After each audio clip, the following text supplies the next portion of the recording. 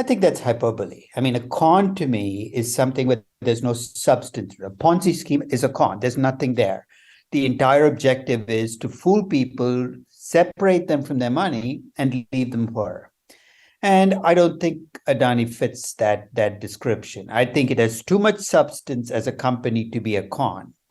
And I think, in a sense, what Adani has done in the interests of preserving control has fed into the Hindenburg reports case. The reason people are willing to listen is because of some of the actions that Adani has taken, not so much because they wanted to con people, but because they were so interested in preserving control at the company.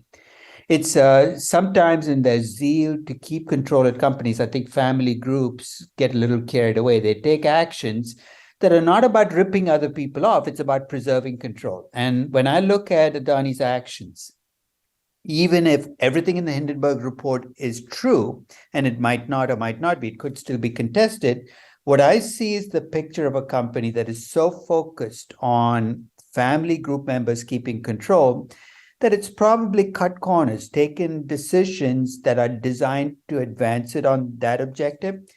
But to call it a con, I think it's hyperbole. So short sellers do it all the time. I'm not surprised the Hindenburg report does this, because I've seen short reports before. They have to catch your attention, and it did, right? And you see that headline, you say, oh, there must be something here that is essentially designed to rip off people, so let me go see what it is. Now, the web of shell companies, it's unlikely that the Hindenburg report made it out of thin air, because this is, I mean, in fact, as I read the Hindenburg report, I went back and checked prior reports in the Indian press.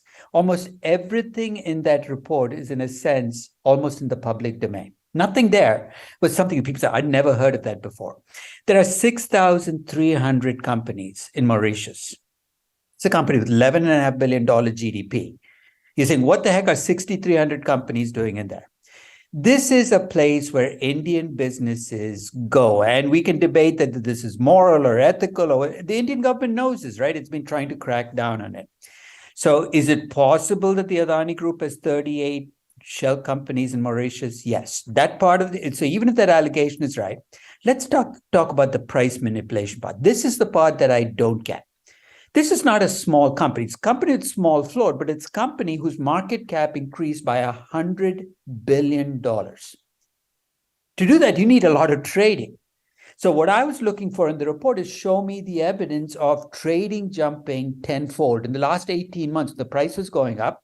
Maybe you have some evidence that shows me that the trading volume was 20 times higher than before. I didn't see that evidence. Almost all the evidence is about shell companies that are essentially Adani shells that hold shares in the company. Here's the part of the report that I'm willing to believe.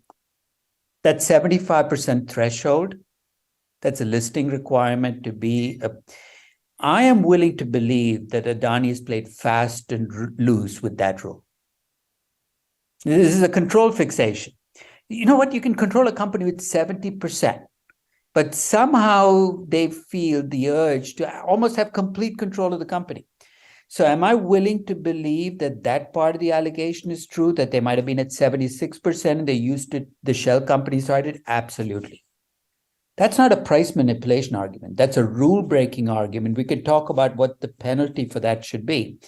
So it's a mix of serious stuff with not so serious stuff, with hearsay is the best way I can describe some of this stuff.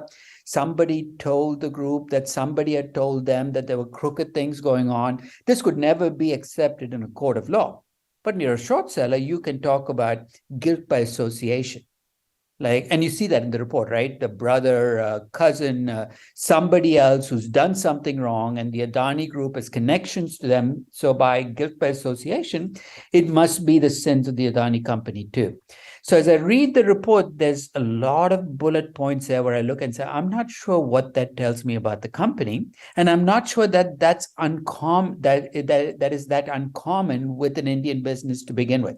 Now, we can talk about whether that's good or bad, that so many Indian companies follow these practices. But I have a feeling that the Adani Group has been caught in a web of their own making. If you like the video, do like, comment, share and subscribe.